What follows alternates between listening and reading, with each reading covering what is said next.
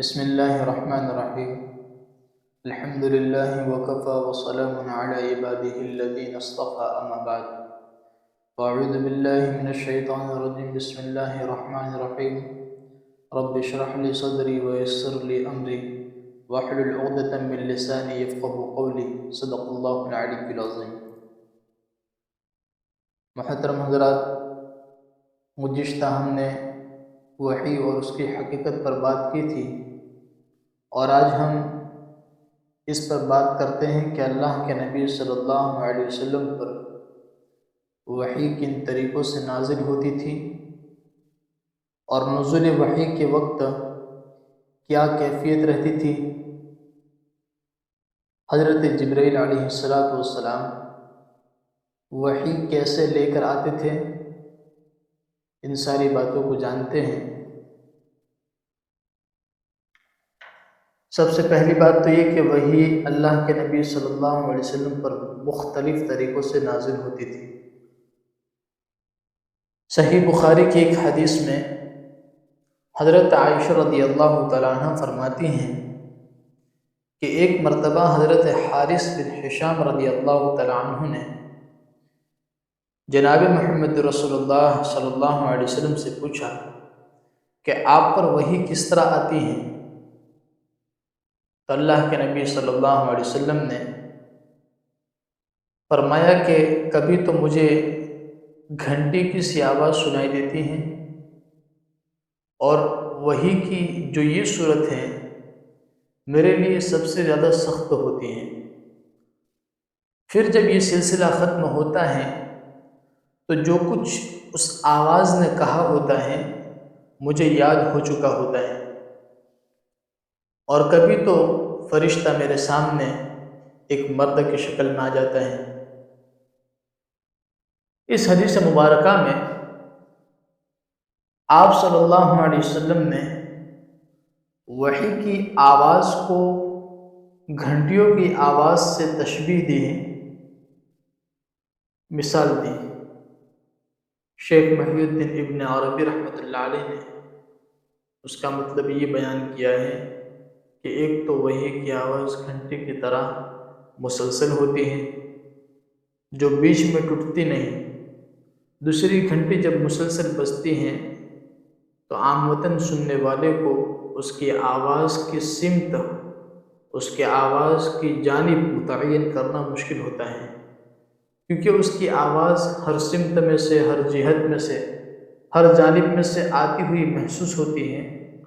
اور کلام الہی کی خصوصیت یہ بھی ہے کہ اس کی کوئی ایک سمت، ایک جانب نہیں ہوتی، بلکہ ہر جہت، ہر سمت، ہر جانب میں سے آواز سنائی دیتی ہے۔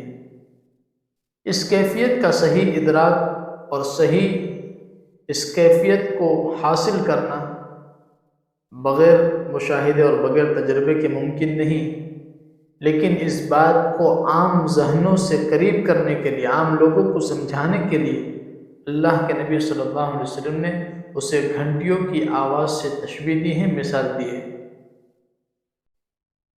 جب اس طریقے سے آپ پر وحی نازل ہوتی تو آپ پر بہت زیادہ بوجھ پڑتا تھا۔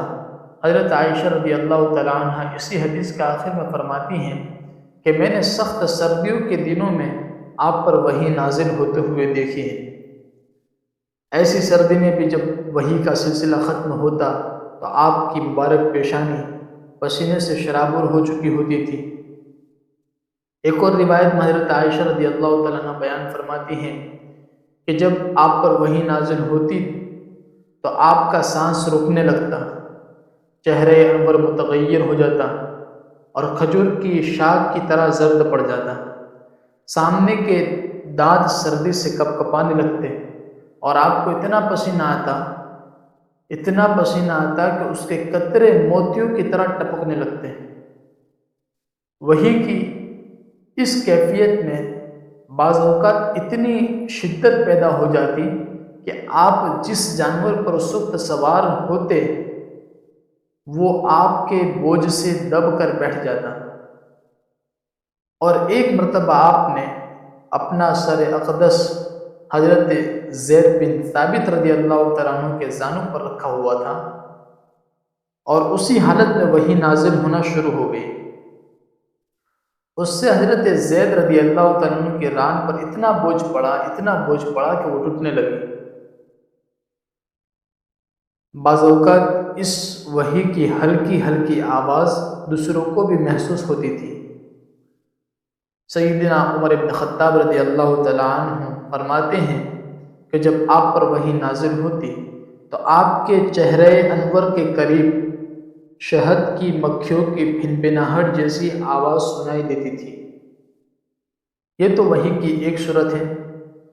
وحی کی دوسری صورت یہ تھی کہ فرشتہ کسی انسانی شکل میں آپ کے پاس آ کر اللہ تعالیٰ کا پیغام پہنچا دیتا تھا۔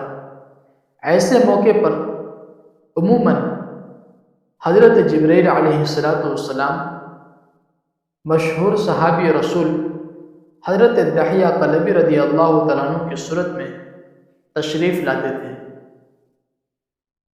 البتہ بعض اوقات کسی دوسری صورت میں بھی تشریف لائے ہیں۔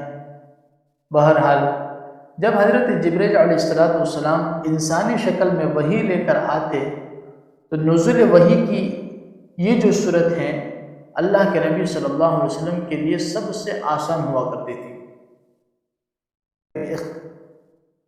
وحی کی تیسری صورت یہ تھی کہ حضرت جبرائیل علیہ السلام کسی انسان کی شکل اختیار کیے بغیر اپنی اصل صورت میں دکھائی دیتے تھے، لیکن ایسا آپ کی تمام عمر میں صرف 3 مرتبہ ہوا ہے۔ ایک مرتبہ اس وقت جب آپ صلی اللہ علیہ وسلم نے خود حضرت جبرائیل علیہ السلام کو ان کی اصل شکل میں دیکھنے کی خواہش ظاہر فرمائی تھی۔ دوسری مرتبہ معراج میں ہوا، اور تیسری بار نبوت کے بالکل ابتدائی زمانے میں مکہ المکرمہ کے مقام اجیاد پر۔ پہلے 2 واقعات تو صحیح سند سے ثابت ہیں، البتہ یہ جو آخری واقعہ سندن کمزور ہونے کی وجہ سے مشکوک ہیں۔ چوتھی صورت براہ راست اور بلا واسطہ اللہ تبارک و تعالیٰ سے ہم کلامی کی ہے۔ یہ شرف اللہ کے نبی صلی اللہ علیہ وسلم کو بیداری کی حالت میں صرف ایک بار یعنی معراج کے وقت حاصل ہوا ہے، البتہ ایک مرتبہ خواب میں بھی آپ اللہ تعالیٰ سے ہم کلام ہوئے ہیں۔ وحی کی 5ویں صورت یہ تھی کہ حضرت جبرائیل علیہ السلام کسی بھی صورت میں سامنے آئے بغیر آپ کے قلب مبارک میں کوئی بات القاء فرما دیتے تھے۔ وحی کی یہ 5 صورتیں ہیں۔ ان 5 صورتوں میں اللہ کے نبی صلی اللہ علیہ وسلم پر وحی آیا کرتی تھی۔ یہیں پر بات کو ختم کرتے ہیں۔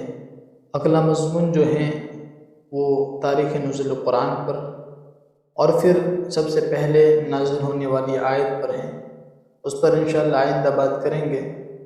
اللہ تبارک و تعالیٰ سے دعا ہوں کہ اللہ تبارک و تعالیٰ ہمارے اس سننے کو اپنی بارگاہ میں قبول فرمائے، ہمارے اس محنت کو اللہ تبارک و تعالیٰ اپنی بارگاہ میں قبول فرمائے اور اہل خانہ کے لیے نجات کا ذریعہ بنائے، اور امت مسلمہ میں جو کوئی پریشان ہم کی پریشانیوں کو دور فرمائے، اور اللہ تبارک و تعالیٰ ہمارے مشرک والدین اور اساتذہ کی عمروں میں اور ان کی صحت اور قوت میں اور ان کی عافیت میں، ان کے نیکیوں میں، ان کے کارہائے خیر میں، ان کی علمی دینی ملی خدمات میں خوب برکت عطا فرمائے، ان کے سائے کو ہم پر عافیت کے ساتھ قائم و دائم فرما کر ان کی قدردانی کی ہمیں توفیق عطا فرمائے۔ آمین یا رب العالمین، وآخر دعوانا الحمدللہ رب العالمین۔